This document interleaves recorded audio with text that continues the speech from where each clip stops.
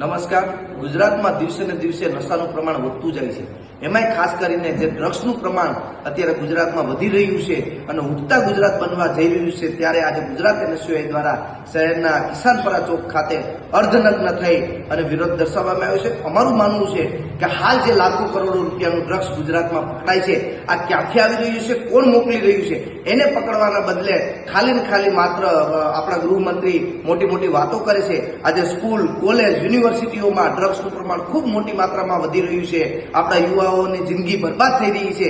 ત્યારે આજે NSUI આમની સામે એક લડાઈ લડે છે અને સરકારને અમે કહેવા માંગીએ છીએ કે જો સરકાર આમાં કોઈ વહેલી તકે નિર્ણય નહીં લે કે વહેલી તકે કોઈ પગલાં નહીં લે તો આવનારા દિવસોમાં સમગ્ર ગુજરાતમાં NSUI ઉગ્રથી ઉગ્ર આંદોલન કરશે।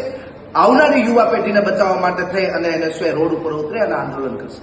સાંજ સમાચાર ફેસબુક પેજને લાઇક કરો, વિડીયો શેર કરો અને વધુ વિગતવાર સમાચાર માટે sanssamachar.net વિઝિટ કરો।